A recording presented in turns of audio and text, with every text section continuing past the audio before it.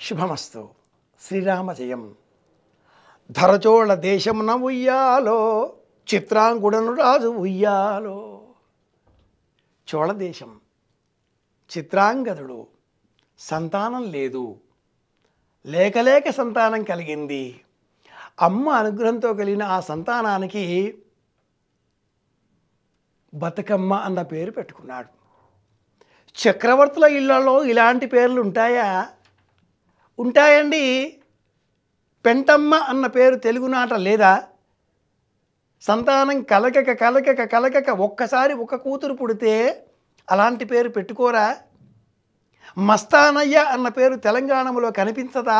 ఇవన్నీ కూడా తెలంగాణలో మాత్రమే కాదు, రాయలసీమ, ఆంధ్ర, ప్రపంచవ్యాప్తంగా ఏ ప్రాంతంలో చూసినా విశ్వాసాలకు అనుకూలంగా ఇలాంటి పేర్లు ఉంటాయి. బతుకమ్మ కారణంగా ఆ చోళ దేశంలో ప్రజలంతా పాడి పంటలతో సంతోషంగా ఉన్నారు. ప్రకృతిని, పర్యావరణాన్ని పూజించడమే బతుకమ్మ పూజ. శాస్త్రం తెలిసిన వారు శ్రీచక్ర ఆరాధన చేస్తే ఆ శ్రీచక్రం ఉండే రూపంలోనే గుండ్రంగా వృత్తాకారంలో పిరమిడ్ వలె పామరులైన జానపదులు బతుకమ్మను సిద్ధం చేసుకొని భాద్రపద మాసం కృష్ణపక్షం అమావాస్య నాడు మధ్యాహ్నం పితృదేవతలను అర్చించి పెతరమాస పేరిట పూజించి భోజనాలు చేసి రాత్రి వేళన కొన్ని పువ్వులతో బతుకమ్మను అలంకరించి చుట్టూ తిరిగి పూజ చేస్తారు కనుక ఎంగిలి పూల బతుకమ్మ అన్నారు. అమావాస్య నాడే ప్రారంభం ఎంగిలి పూల బతుకమ్మ, అష్టమి నాడు పరిపూర్ణం సద్దుల బతుకమ్మ.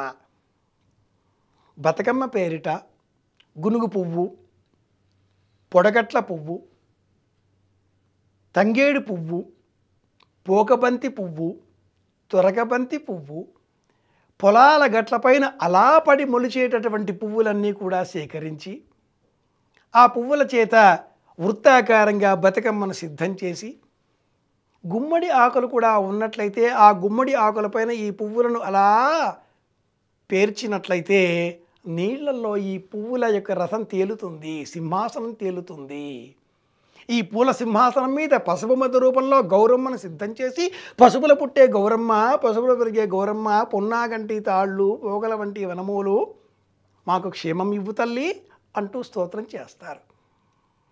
పాటలలో ఉయ్యాల అంటూ వలలో అంటూ చేసేటటువంటి ఈ 9 రోజులకు సంబంధించిన ఉత్సవం ఈ సంవత్సరం ఘనమైన నేపథ్యంలో 10 రోజులలో మనం దర్శనం చేసుకోబోతున్నాం. ఇది మరి ఒక విశేషం.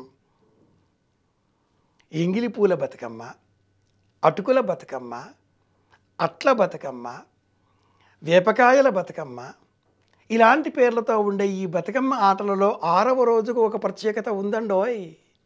అలిగిన బతుకమ్మ అన్న పేరిట బతుకమ్మ ఉత్సవం ప్రారంభమైన 6వ రోజు నాడు బతుకమ్మ ఆట ఆడరు. ఇంటి ఆడపడుచు అలిగింది అనే విశ్వాసం. దసరా పండుగలో ఆడపడుచును ఇంటికి పిలిచి ఆనందపరచి ఆభరణాలు ఇచ్చి మీ ఇంటికి వెళ్ళిరా తల్లి అని చెప్పడమే ప్రకృతి పూజ, అదే బతుకమ్మ పూజ. వాస్తవం తెలుసుకుందాం. ఇంటి ఆడపడుచు ఈ ఇంటికి మహాలక్ష్మి ఆశ్రయాన్ని కల్పించే విధంగా ఆదరణ చూపితే అమ్మ అనుగ్రహం లభిస్తుంది. ఆడపడుచు ఆనందించిందా, అమ్మ ఆనందించినట్లే. అందరి క్షేమాన్ని కోరదాం. బతుకమ్మను సశాస్త్రీయంగా వేడుకగా నిర్వహించుకుందాం. మళ్ళీ కలుసుకుందాం. నేను మీ కాకునూరి. శుభమస్తు.